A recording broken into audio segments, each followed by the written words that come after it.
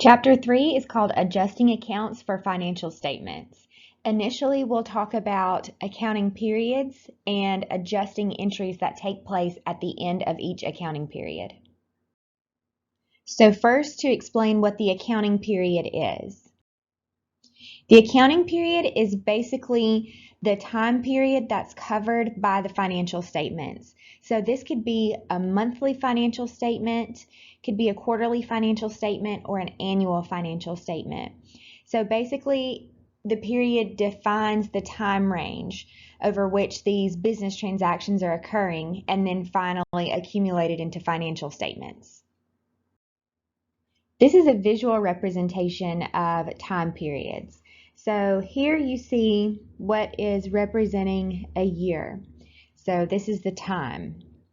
So for each of the different time periods, you could have financial statements. So monthly financial statements, for example, would be for the month of January or the month of February or the month of March.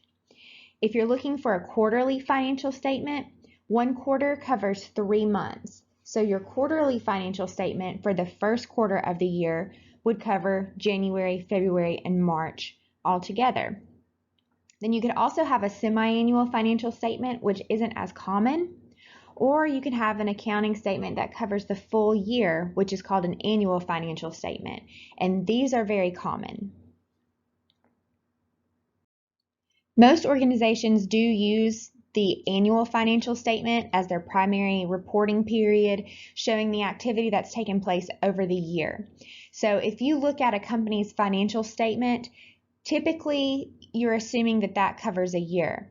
So for internal purposes within the company, they do also have their monthly financial statements that they look at for managerial purposes. Now we'll discuss cash basis accounting versus accrual basis accounting. The cash basis of accounting is what we've dealt with so far. So as revenues are received, we have recorded them. As expenses are paid, we have recorded those transactions. So essentially with the cash basis of accounting, transactions are only recorded when cash is paid or received. With the accrual basis of accounting, you're not necessarily looking at when cash is paid or received. You're looking more at the substance of these types of transactions. So it's possible that you might provide a good or a service, but not receive the cash payment for those immediately. So what that means is that revenues have been earned, but cash has not been received. So to record that on the accrual basis, revenues are recorded when the products or services are provided, not necessarily when you as a company are paid for those products or services. So when you provide the product or service, that means that you have earned the revenue. When you earn revenue, you can record it under the accrual basis, even if you don't receive cash payment yet.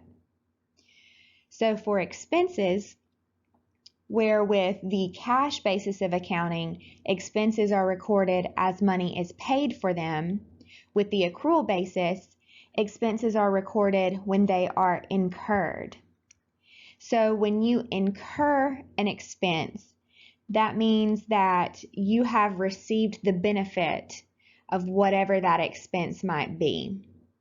The reason for this is that the accrual basis hopes to match the same period of revenues that are recognized with those same expenses that went to provide that good or service.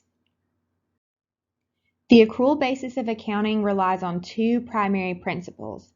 The first one is called the revenue recognition principle, and this just states that revenue is recorded when it is earned.